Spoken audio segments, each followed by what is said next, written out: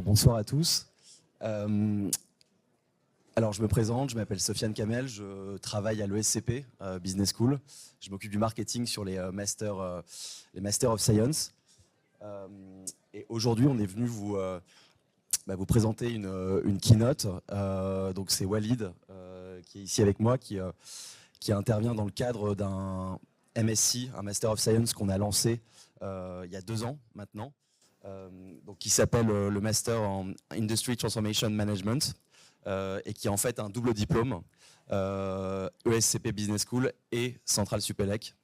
Voilà, et c'est un programme qui dure 15 mois et qui est en fait destiné à tous les profils qui veulent alors soit ingénieurs qui veulent avoir acquérir des compétences en management, ou bien voilà, des personnes qui ont déjà fait du management auparavant et qui veulent acquérir des skills en ingénierie. Voilà, je vais laisser la parole à Walid. Merci Sofiane, vous m'entendez comme ça? Oui. Ouais. Bonjour à toutes et à tous. Comme l'a indiqué Kamal, j'interviens dans l'un des modules.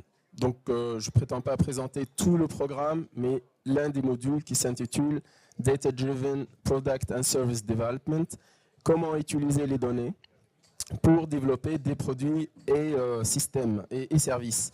Alors, mon expérience, je l'ai passée dans le domaine automobile chez Renault Nissan, et actuellement, je suis dans le domaine de la fabrication des printers dans une entreprise franco-américaine qui s'appelle Markem Images.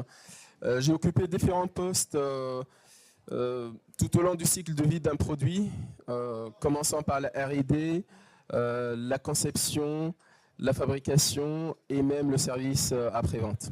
Donc voilà, j'ai couvert pas mal d'étapes dans la fabrication, dans le développement de produits, et d'où le lien avec ce module et cette présentation. Et je continue à intervenir en parallèle comme dans ce module-là au sein du master co-organisé par l'ESCP et Centrale Supélec.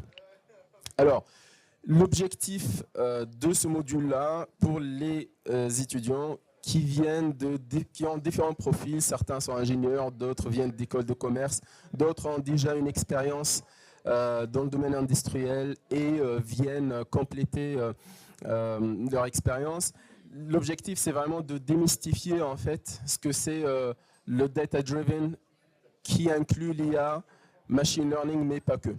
Par contre, l'objectif, c'est pas une formation en data science, c'est comment utiliser ces méthodes, même si à la fin, les étudiants seront capables de développer des modèles de machine learning et de les interpréter. Ils parviennent même à coder en utilisant Python.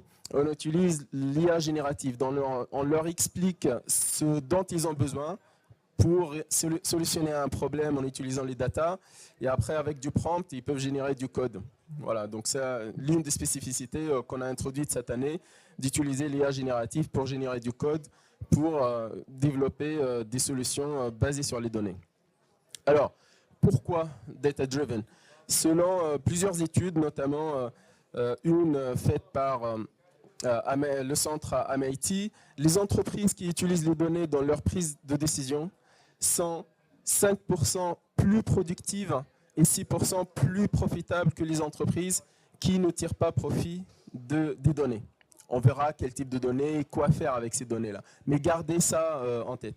Donc en quelque sorte, aujourd'hui, les données sont l'or de notre ère.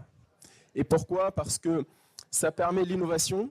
Quand on regarde aujourd'hui les entreprises les plus performantes dans le monde, notamment les GAFAM, Google, alors maintenant c'est pas F, c'est Meta, Microsoft, Amazon, et leur business model est basé sur les données. Mais au-delà de ces entreprises qui sont vraiment spécialisées dans le digital, même si on est dans l'automobile, les données restent une source d'innovation. Ça permet de réduire les coûts de développement, le temps de développement, améliorer la productivité, améliorer la qualité, pour qu'au final, on améliore la productivité et la fidélisation de nos clients.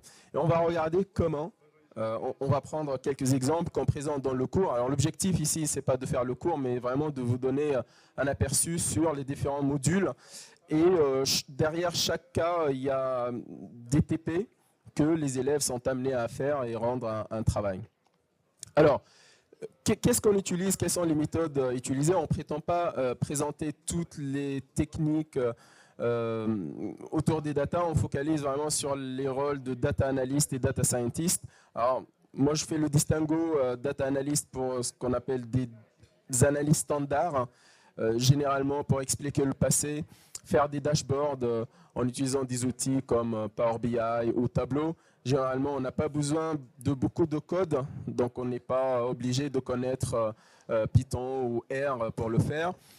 Contrairement aux données que j'appelle avancées, où on fait appel à l'IA avec ses différentes sous-branches, donc de machine learning, deep learning, de l'IA générative, et bien sûr une trame commune qui sont les statistiques avancées.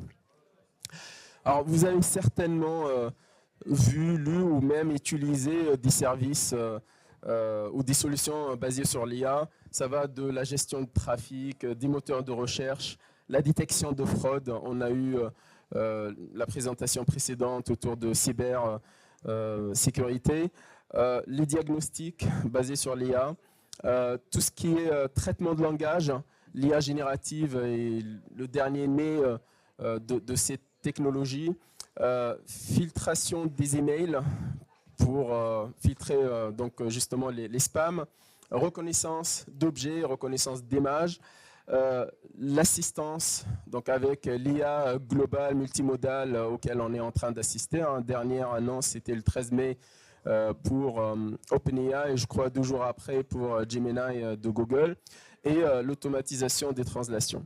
Donc quand on vous parle de l'IA machine learning, ça va tourner autour de ces applications, de ces exemples. Alors nous avons fait un choix, on a dit comment on va aborder le sujet. On voulait donner une trame commune et raconter une histoire qui donne du sens et de permettre encore une fois de démystifier toutes ces techniques-là, permettre aux élèves de mettre un peu la main dans la pâte et tester. Et le choix que nous avons fait, c'est de présenter l'approche data-driven en utilisant le cycle de vie de développement de produits. Là, je fais le lien avec mon background, mon expérience. J'ai balayé que ce soit dans le domaine automobile ou l'entreprise dans laquelle je travaille. Donc un produit ou un service, quand on le développe, on va d'abord le concevoir. Quels sont les requis, quels sont les besoins, comment traduire ces besoins sous forme de spécifications techniques pour les réaliser après. On va fabriquer, assembler. Une fois fabriqué, il y a toute la chaîne logistique pour l'acheminer vers les points de vente et la vente elle-même. Arrivé chez le client, on va s'intéresser à comment le produit est utilisé, comment améliorer l'expérience du client, les services offerts à travers les produits, et puis développer ça sous contrainte de respect de l'environnement, de développement durable. Donc vraiment, on va balayer tout ce cycle de vie et on va aborder des exemples et on va donner des TP aux alentours de chacun de ces exemples-là. Et du coup, le premier exemple, c'est celui-ci, comment traduire des besoins fonctionnels en spécifications techniques. Quand vous êtes concepteur, il y a un cahier de charge et vous essayez de traduire et de respecter, de satisfaire les attentes clients. Là, je vais prendre un exemple sur lequel j'ai travaillé pendant ma thèse et qui consistait le besoin de Renault, chez qui j'ai fait ma thèse en collaboration avec Centrale Paris, Centrale Supélec maintenant. C'était l'amélioration de la sécurité routière en développement des systèmes de sécurité embarqués dans les véhicules. Et donc la question c'était comment développer ces systèmes-là, quel est le besoin? Et pour le faire, on a étudié le phénomène qu'on cherche à solutionner, qui est l'accident. Et donc la question c'était de collecter des données sur les accidents. Donc on avait des équipes qui se déplacent avec les gendarmes. À chaque fois il y a un accident, on a plusieurs antennes, et qui vont prendre des photos, des vidéos, interroger les gens, prendre des notes sur le conducteur, le véhicule, l'environnement, à peu près 700 variables, en plus des images et des vidéos. Donc vous imaginez la quantité incroyable de données.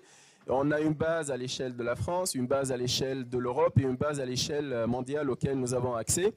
Et la solution que nous avons développée, alors dans le cours, bien sûr, on pose le problème, on laisse réfléchir et après on donne la solution. Je ne vais pas suivre cet ordre-là parce que c'est un cours de plusieurs jours, donc on ne peut pas le résoudre. Et vous voyez ici, c'est l'une des méthodes qu'on a utilisées, donc le clustering, création de classes automatiques. Chaque point, c'est un accident dans un espace de 700 variables et on va créer automatiquement des classes. Et chaque classe, c'est un scénario d'accident.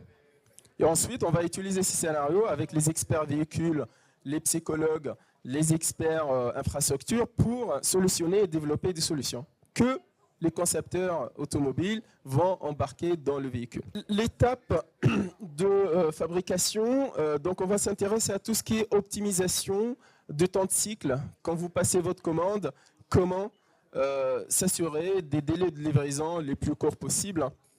Et là, certainement, vous avez commandé à travers une borne comme ça, chez McDonald's, mais dans l'automobile, c'est exactement le même principe. Du moment où vous cliquez sur le bouton « Commander », il y a des informations qui sont envoyées vers le planificateur de la fabrication qui est envoyée sur la ligne et cette information est dispatchée. On parle de Industrie 4.0. Et donc, cela permet de réduire les délais, de comprimer les stocks et de produire au juste à temps. On va passer à l'étape d'optimisation de la chaîne logistique et des ventes.